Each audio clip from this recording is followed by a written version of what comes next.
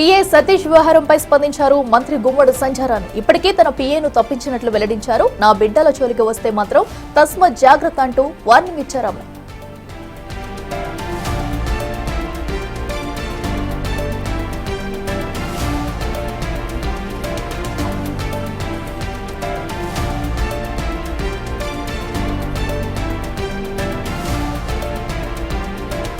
PA Satish వ్యవహారంపై స్పందించారు మంత్రి గుమ్మడి సంధ్యారాణి. ఇప్పటికే అటు పిఏ సతీష్ పై కూడా కొన్ని ఆరోపణలు వెల్లువెత్తుతూ కూడా ఒక మహిళ అయితే ఫిర్యాదు చేసింది. తనను వేధిస్తున్నాడంటూ డబ్బులు తీసుకుని ఉద్యోగం కేటాయించలేదంటూ కూడా ఇప్పటికే చెప్పుకొస్తూ పలు ఆరోపణలు చేసింది. ఈ నేపథ్యంలో కూడా మంత్రి గుమ్మడి సంధ్యారాణి అయితే స్పందించారు. ఇప్పటికే తన పిఏను తప్పించినట్లు కూడా ఆమె వెల్లడించారు. నా బిడ్డల జోలికి వస్తే మాత్రం తస్మత్ జాగ్రత్త అంటూ కూడా పిఏకి వార్నింగ్ ఇచ్చారు ఆమె.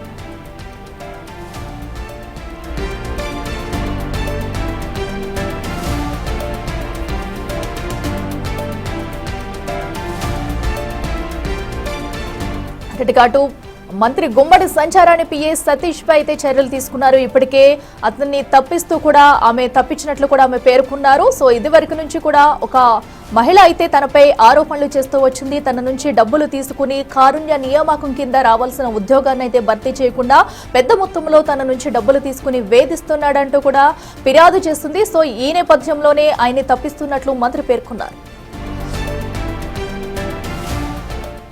వీళ్ళకి కొంచెం నీతి, నిజాయితీ, ఒక ధర్మం, ఒక న్యాయం, ఆడపిల్లలు, గిరిజనులు, దళితులు అని ఏమీ ఉండదు. వాళ్ళను బజారు చెయ్యాలి. ఎంత దారుణం అంటే ఈ సంవత్సరం 4 నెలల నుంచి నన్ను టార్గెట్ పెట్టుకున్నారు. నన్నే కాదండి, ఒక 3 మహిళా మంత్రులు ఉన్నాం. నేను కానీ, అనిత గారు కానీ, సవిత గారు కానీ మమ్మల్ని టార్గెట్ ఏదో ఒకటి రాయటం, లేదా క్యాబినెట్లో ఉన్న మంత్రులు రాయటం, లేదా బయట ఉన్నటువంటి వాళ్ళని ఎవరైతే కొంచెం క్యాస్ట్ పరంగా ఎస్టీలో ఎస్సీలు అవుతారో, బీసీలు అవుతారో, డబ్బులైన వాళ్ళు ఉంటారో వాళ్ళని ఎక్కువ టార్గెట్ పెట్టుకోవడం. ముఖ్యంగా నన్ను కానీ నా కుటుంబాన్ని కానీ ఎందుకు టార్గెట్ పెట్టుకుంటున్నారో అర్థం కావడం లేదు. నిజంగా మీకు ధైర్యం ఉంటే, మీకు దమ్ము ఉంటే రాజకీయంగా నన్ను ఎదుర్కోండి. అంతేగాని చిన్నపిల్లలైన నా ఇంట్లో నా పిల్లల మీద మీరు ఇలాగ పెట్టడం వల్ల మీకేంటి ఉపయోగం? మీరు రాక్షసానందం పొందుతున్నారు తప్ప ఏం ఉపయోగం మీకు చెప్పండి. ఈరోజు మీరు చేస్తున్నటువంటి యాలిగేషన్స్ అన్నీ కూడా నేను పోలీసులకు ఆల్రెడీ ఎంక్వైరీ చేయమని చెప్పడం జరిగింది. పోలీసులు ఎంక్వైరీ చేయమని చెప్పాను. కాబట్టి పోలీసులు ఎంక్వైరీ చేసిన తర్వాత నిజంగా నేను సైబర్ క్రైమ్కి పంపించమని కూడా చెప్పాను. ఎందుకంటే ఎవరైతే కంప్లైంట్ చేస్తున్నారో వాళ్ళ ఫోన్లు, కంప్లైంట్ చేసిన అందరి ఫోన్లు సైబర్ క్రైమ్కి పంపిస్తే అక్కడ మీకు తేలిపోతుంది అంతాను. అంతేగాని నన్ను కావాలి అని రాజకీయంగా ఎదుర్కోలేక మీరు నన్ను ఇబ్బంది పెట్టాలని చేస్తున్నారు. కానీ మీరు ఇంతకు పూర్వం 2-3 సార్లు పప్పులో కాలేశారు. అలాగే మీతో పాటు సాక్షితో పాటు ఇంకొక టీవీ కూడా ఇలాగే నా మీద ప్రచారం చేశారు. వాళ్ళు పప్పులో కాలేసామని చెప్పి ఒప్పుకున్నారు. ఈరోజు చెప్తున్నాను, నేను ధైర్యంగా చెప్తున్నాను, నేను తప్పు చేశానని కానీ నా బిడ్డలు తప్పు చేశానని కానీ మీ దగ్గర ఆధారాలు ఉన్నాయా? అన్నీ మార్ఫింగ్ ఆధారాలే. అవి తీసుకెళ్ళిస్తున్నారు. మార్ఫింగ్ ఆధారాలతో మీరు ఏం చేయగలుగుతారు? మమ్మల్ని భయపెట్టాలనుకుంటున్నారా? బెదిరించాలనుకుంటున్నారా? ఒక గిరిజన మహిళనైన నేను, నా బిడ్డ, మమ్మల్ని మీరు బెదిరించాలనుకుంటున్నారా? ఏ విధంగా బెదిరించాలనుకుంటున్నారు మీరు? అంటే ఏదో ఒక కంప్లైంట్ పెడితే వాళ్లే నోరు మూసుకొని ఊరుకుంటారు అనే? మీకు నిజంగా దమ్ము ధైర్యం ఉంటే నన్ను రాజకీయంగా ఎదుర్కోండి. నన్ను మీరేం మాట్లాడాలంటే మాట్లాడండి. అంతేగాని నా బిడ్డల జోలికి వస్తే మాత్రం తస్మాత్ జాగ్రత్త, ఊరుకోను. ఈరోజు ఎవరు కంప్లైంట్ ఇచ్చారో ఈ రేపు తెలుస్తుంది కదా. వారం రోజుల్లో 10 రోజులు నేను పోలీసులు ఎంక్వైరీ చేయమని చెప్పాను. నేను కనీసం పోలీసుల్ని మనం ఏది కూడా ప్రభావితం చేయకూడదనే ఉద్దేశంతో మా పిఏని కూడా తప్పించి నేను ప్రత్యక్షంగా నేను దేంట్లోని ధోరణం మీరు చెయ్యండి అని చెప్పాం. పోలీసులకు ఎంక్వైరీ చేయమన్నాం. పోలీసులకు వారం రోజుల్లో 10 రోజుల్లో తేలిపోద్ది కదా. సైబర్ నుంచి ఫోన్ డేటాస్ వస్తాయి కదా. వచ్చిన తరువాత అప్పుడు నేనంటే చూపిస్తాను. ఎందుకో తెలుసా, నా మీద మీరు ఏం అలిగేషన్ చేస్తున్నా నేను పడతాను, కానీ నా బిడ్డల మీద చేస్తే నేను పడడం. నా బిడ్డలు చదువుకుంటున్నారు.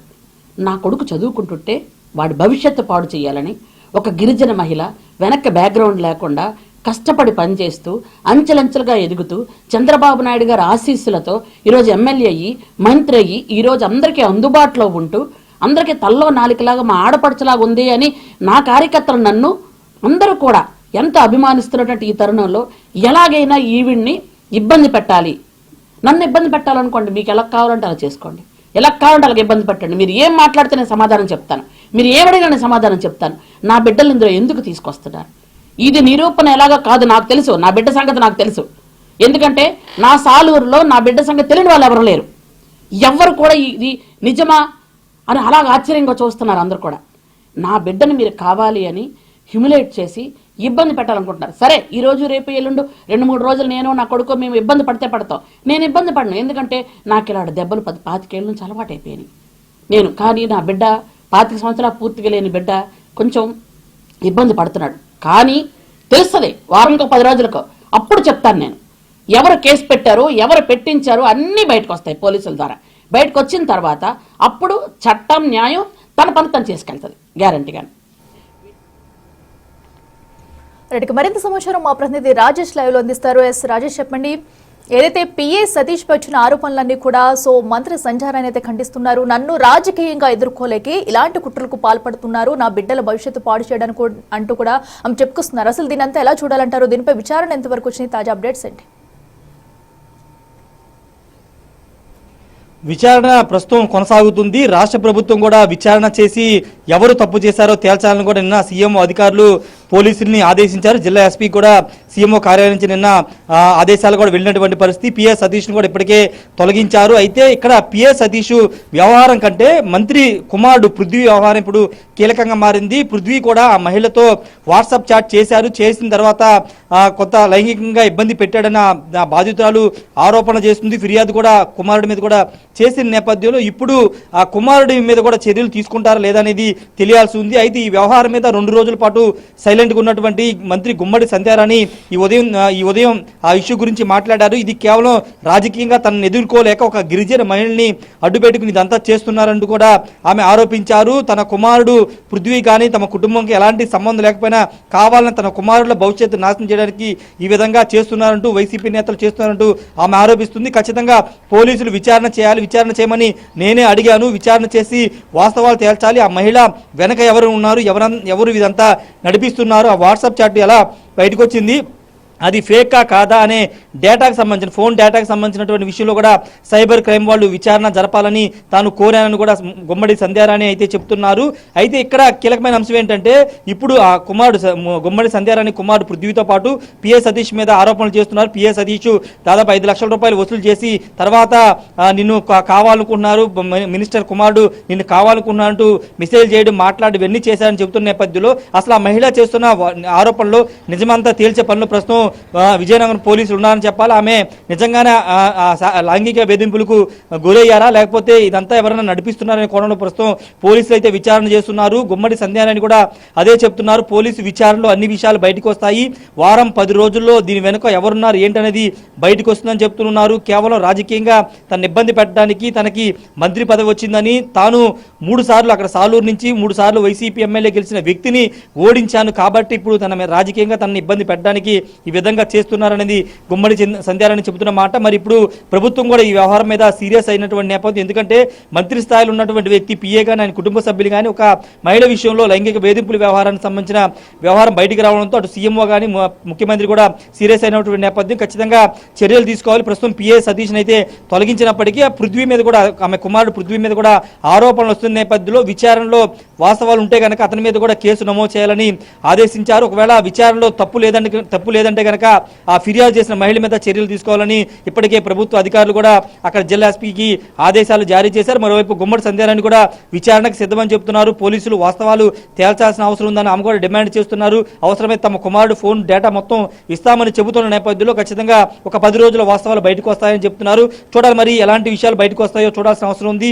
సతీష్ అయితే 5 లక్షలు తీసుకున్నవే కాదు తనని వేరే ఊరు ట్రాన్స్ఫర్ చేయించారు. అక్కడ స్థానిక పోలీసులకి ఫిర్యాదు చేయడానికి కూడా లేకోకుండా మంత్రి అనుచరులు చేశారు కాబట్టి నేను జిల్లా ఎస్పీకి వెళ్ళి ఫిర్యాదు చేశానని ఆ బాధిత మహిళ చెబుతున్న నేపథ్యంలో ఈ అన్ని వెనకాల ఎవరున్నారనే విచారణ పోలీసులు తెలుస్తుందనేది గుమ్మడి సంధ్యారాణి చెబుతున్న నేపథ్యంలో మరి ఎలాంటి పరిణామాలు జరుగుతాయో చూడాల్సిన అవసరం అయితే కనబడుతుంది. ఏదేమన్నప్పటికీ మొత్తం వ్యవహారం మీద ప్రభుత్వం అయితే సీరియస్ అయింది. ఉద్దేశపూర్వకం కనుక ఇది చేస్తే కనుక మహిళ మీద చర్యలు ఉంటాయి, లేకపోతే నిజంగా పృథ్వీ ఆమెతో లైంగికంగా చాట్ చేయడం కానీ ఆమె అతను మాట్లాడడం కానీ ఇదంతా జరిగితే మాత్రం అవసరమైతే మంత్రి కుమారుడి మీద కూడా ఎఫ్ఐఆర్ కట్టాలని ప్రభుత్వం కూడా ఆదేశించింది. ఎస్ రాజేష్, మనం చూస్తున్నాము ఒక పక్కనేమో అటు మంత్రి ఇవన్నీ ఆధారాలు కూడా ఫేక్ ఇవన్నీ క్రియేట్ చేశారంటూ చెప్పుకొస్తున్నారు. ఒక పక్కన క్లియర్ గా వాట్సాప్ చాట్ కూడా మనం చూస్తున్నాం. మరి ఈ వీటన్నిటి మీద సో ఎవరైతే బాధితురాలు ఉందో తను ఏం చెప్తుంది, సో ఎన్ని రోజులుగా కూడా ఇలాంటి లైంగిక వేధింపులకు గురవుతున్నట్టు చెప్పుకొస్తుంది. మరి దీనిపై ఆధారాలన్నీ బయటకు వచ్చే అవకాశం ఎప్పటి వరకు ఉందనుకోవచ్చు? అంటే ఆ బాధిత మహిళ అయితే ఎస్పీకి ఆ కుమారుడు పృథ్వీతో కానీ సతీష్తో కానీ చాట్ చేసినటువంటి చాట్ వివరాలు, అదేవిధంగా కాల్ డేటా అన్ని ఇచ్చినట్టు తెలుస్తుంది. ఎవరెవరు మాట్లాడారు, ఎప్పుడెప్పుడు మాట్లాడారు, డబ్బు ఎంత తీసుకున్నారు, వివరాలను ఇచ్చినట్టు తెలుస్తుంది. అయితే పోలీసులు ప్రస్తుతం వ్యవహారాన్ని కొంత గోప్యంగా ఉంచుతున్నారు. ప్రస్తుతం విచారణ సాగుతుంది కాబట్టి ఆ విషయాలన్నీ బయటికి పెట్టలేదు. కానీ ఇక్కడ మంత్రి సంధ్యారాణి మాత్రం చాలా గట్టిగానే చెప్తుంది, తమ తప్పేం లేదు, తమ కుమారుడిని రాజకీయంగా ఇబ్బంది పెట్టడానికి ఇదంతా చేస్తున్నారని ఆమె వర్షన్ ఆమె చెప్తుంది. కానీ ఇక్కడ వాస్తవాలు ఏంటనేది బయటికి రావాల్సింది కాబట్టి ప్రస్తుతం పోలీసులు విచారిస్తున్నారు. ఆ బాధిత మహిళ నిజంగానే ఈ అంతా లైంగిక వేధింపులు గురైందా, లేకపోతే ఎవరైనా బ్యాక్గ్రౌండ్ ఉన్నారా, లేకపోతే మంత్రి ఆరోపిస్తున్నట్టు వైసీపీ నాయకులుండి ఇదంతా చేస్తున్నారు, ఎన్ని విషయాలు బయటికి రావాల్సిన అవసరం ఉంది. కాబట్టి ప్రభుత్వం అయితే చాలా సీరియస్ గా తీసుకుంది. కాబట్టి విచారణ కూడా వేగవంతంగా సాగుతుంది. రేపు లేదా ఎల్లుండిలో ఆ జిల్లా ఎస్పీ, విజయనగరం జిల్లా ఎస్పీ వాస్తవాల్ని వెల్లడించే అవకాశం కనబడుతుంది. ఒకవేళ నిజంగా మంత్రి కుమారుడు పిఏ పాత్ర ఉంది, నిజంగానే లైంగిక వేధింపులు పాల్పడ్డారు, వాట్సాప్ చాట్ నిజమని తేలితే కనుక వాళ్ళని అదుపులో తీసుకుని అరెస్ట్ చేసే అవకాశం కూడా కనబడుతుంది. Right Rajesh, thank you. PA Satish వ్యవహారంపై స్పందించారు మంత్రి గుమ్మడి సంధ్యారాణి. ఇప్పటికే తమ పిఏను తప్పించినట్లు వెల్లడించారు. ఇక నా బిడ్డల జోలికి వస్తే మాత్రం తస్మత్ జాగ్రత్త అంటూ వార్నింగ్ ఇచ్చారు ఆమె. కొంచెం నీతి, నిజాయితీ, ఒక ధర్మం, ఒక న్యాయం, ఆడపిల్లలు, గిరిజనులు, దళితులు అని ఏమీ ఉండదు. వాళ్ళను బజార్ చెయ్యాలి. ఎంత దారుణం అంటే ఈ సంవత్సరం 4 నెలల నుంచి నన్ను టార్గెట్ పెట్టుకున్నారు. నన్నే కాదండి, ఒక 3 మహిళా మంత్రులు ఉన్నాం, నేను కానీ, అనిత గారు కానీ, సవిత గారు కానీ. మమ్మల్ని టార్గెట్ ఏదో ఒకటి రాయటం, లేదా క్యాబినెట్లో ఉన్న మంత్రులను రాయటం, లేదా బయట ఉన్నటువంటి వాళ్ళని ఎవరైతే కొంచెం క్యాస్ట్ పరంగా ఎస్టీలో ఎస్సీలు అవుతారో, బీసీలు అవుతారో, డబ్బు లేని వాళ్ళు ఉంటారో వాళ్ళని ఎక్కువ టార్గెట్ పెట్టుకోవడం. ముఖ్యంగా నన్ను కానీ, నా కుటుంబాన్ని కానీ ఎందుకు టార్గెట్ పెట్టుకుంటున్నారో అర్థం కావడం. నిజంగా మీకు ధైర్యం ఉంటే, మీకు దమ్ము ఉంటే రాజకీయంగా నన్ను ఎదుర్కోండి. అంతేగాని చిన్నపిల్లలైన నా ఇంట్లో నా పిల్లల మీద మీరు ఇలాగ పెట్టడం వల్ల మీకేంటి ఉపయోగం? మీరు రాక్షసానందం పొందుతున్నారు తప్ప ఏం ఉపయోగం మీకు చెప్పండి. ఈరోజు మీరు చేస్తున్నటువంటి యాలిగేషన్స్ అన్నీ కూడా నేను పోలీసులకు ఆల్రెడీ ఎంక్వైరీ చేయమని చెప్పడం జరిగింది. పోలీసులు ఎంక్వైరీ చేయమని చెప్పాను. కాబట్టి పోలీసులు ఎంక్వైరీ చేసిన తర్వాత నిజంగా నేను సైబర్ క్రైమ్కి పంపించమని కూడా చెప్పాను. ఎందుకంటే ఎవరైతే కంప్లైంట్ చేస్తున్నారో వాళ్ళ ఫోన్లు, కంప్లైంట్ చేసిన అందరి ఫోన్లు సైబర్ క్రైమ్కి పంపిస్తే అక్కడ మీకు తేలిపోతుంది అంతాను. అంతేగాని నన్ను కావాలి అని రాజకీయంగా ఎదుర్కోలేక మీరు నన్ను ఇబ్బంది పెట్టాలని చేస్తున్నారు. కానీ మీరు ఇంతకు పూర్వం 2-3 సార్లు పప్పులో కాలేశారు. అలాగే మీతో పాటు ఈ సాక్షితో పాటు ఇంకొక టీవీ కూడా ఇలాగే నా మీద ప్రచారం చేశారు. వాళ్ళు పప్పులో కాలేసామని చెప్పి ఒప్పుకున్నారు. ఈరోజు చెప్తున్నాను, నేను ధైర్యంగా చెప్తున్నాను, నేను తప్పు చేశానని కానీ, నా బిడ్డలు తప్పు చేశానని కానీ మీ దగ్గర ఆధారాలు ఉన్నాయా? అన్నీ మార్ఫింగ్ ఆధారాలే. అవి తీసుకెళ్ళిస్తున్నారు. మార్ఫింగ్ ఆధారాలతో మీరు ఏం చేయగలుగుతారు? మమ్మల్ని భయపెట్టాలనుకుంటున్నారా? బెదిరించాలనుకుంటున్నారా? ఒక గిరిజన మహిళనైన నేను, నా బిడ్డ, మమ్మల్ని మీరు బెదిరించాలనుకుంటున్నారా? ఏ విధంగా బెదిరించాలనుకుంటున్నారు మీరు? అంటే ఏదో ఒక కంప్లైంట్ పెడితే వాళ్లే నోరు మూసుకొని ఊరుకుంటారు అనే? మీకు నిజంగా దమ్ము ధైర్యం ఉంటే నన్ను రాజకీయంగా ఎదుర్కోండి. నన్ను మీరేం మాట్లాడాలంటే కొంచెం మాట్లాడండి. అంతేగాని నా బిడ్డల జోలికి వస్తే మాత్రం తస్మాత్ జాగ్రత్త, ఊరుకోను. ఈరోజు ఎవరు కంప్లైంట్ ఇచ్చారో ఈ రేపు తెలుస్తుంది కదా, వారం రోజులో 10 రోజులు నేను పోలీసులు ఎంక్వైరీ చేయమని చెప్పాను. నేను కనీసం పోలీసుల్ని మనం ఏది కూడా ప్రభావితం చేయకూడదు ఉద్దేశంతో మా పిఏని కూడా తప్పించి నేను ప్రత్యక్షంగా నేను దేంట్లోని దూరను, మీరు చెయ్యండి అని చెప్పాం. పోలీసులకు ఎంక్వైరీ చేయమన్నాం. పోలీసులకు వారం రోజుల్లో 10 రోజుల్లో తేలిపోద్ది కదా. సైబర్ నుంచి ఫోన్ డేటాస్ వస్తాయి కదా. వచ్చిన తరువాత అప్పుడు నేనంటే చూపిస్తాను. ఎందుకో తెలుసా, నా మీద మీరేం అలిగేషన్ చేసినా నేను పడతాను, కానీ నా బిడ్డల మీద చేస్తే నేను పడను. నా బిడ్డలు చదువుకుంటున్నారు. నా కొడుకు చదువుకుంటుంటే వాడి భవిష్యత్తు పాడు చేయాలని ఒక గిరిజన మహిళ వెనక్కి బ్యాక్గ్రౌండ్ లేకుండా కష్టపడి పనిచేస్తూ అంచెలంచెలుగా ఎదుగుతూ చంద్రబాబు నాయుడు గారి ఆశీస్సులతో ఈరోజు ఎమ్మెల్యే అయ్యి, మంత్రి అయ్యి, ఈరోజు అందరికీ అందుబాటులో ఉంటూ అందరికీ తల్లో నాలికలాగా మా ఆడపడుచులాగా ఉంది అని నా కార్యకర్తలు నన్ను అందరూ కూడా ఎంతో అభిమానిస్తున్నటువంటి ఈ తరుణంలో ఎలాగైనా ఈవిడ్ని ఇబ్బంది పెట్టాలి, నన్ను ఇబ్బంది పెట్టాలనుకోండి, మీకు ఎలా కావాలంటే అలా చేసుకోండి.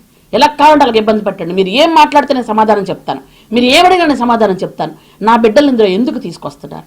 ఇది నిరూపణ ఎలాగో కాదు, నాకు తెలుసు. నా బిడ్డ సంగతి నాకు తెలుసు. ఎందుకంటే నా సాలూరులో నా బిడ్డ సంగతి తెలియని వాళ్ళు ఎవరు లేరు. ఎవరు కూడా ఇది నిజమా అని అలాగ ఆశ్చర్యంగా చూస్తున్నారు అందరు కూడా. నా బిడ్డను మీరు కావాలి అని హ్యూమిలేట్ చేసి ఇబ్బంది పెట్టాలనుకుంటున్నారు. సరే, ఈ రోజు రేపు ఎల్లుండు 2-3 రోజులు నేను నా కొడుకు మేము ఇబ్బంది పడితే పడతాం. నేను ఇబ్బంది పడను, ఎందుకంటే నాకు ఇలాంటి దెబ్బలు 10-25 ఏళ్ళ నుంచి అలవాటు అయిపోయినాయి నేను. కానీ నా బిడ్డ 25 సంవత్సరాలు పూర్తిగా లేని బిడ్డ కొంచెం ఇబ్బంది పడుతున్నాడు. కానీ తెలుస్తుంది వారంకో 10 రోజులకు, అప్పుడు చెప్తాను నేను. ఎవరు కేసు పెట్టారు, ఎవరు పెట్టించారు అన్నీ బయటకు వస్తాయి పోలీసుల ద్వారా. బయటకు వచ్చిన తర్వాత అప్పుడు చట్టం న్యాయం తన పని తను చేసుకెళ్తుంది.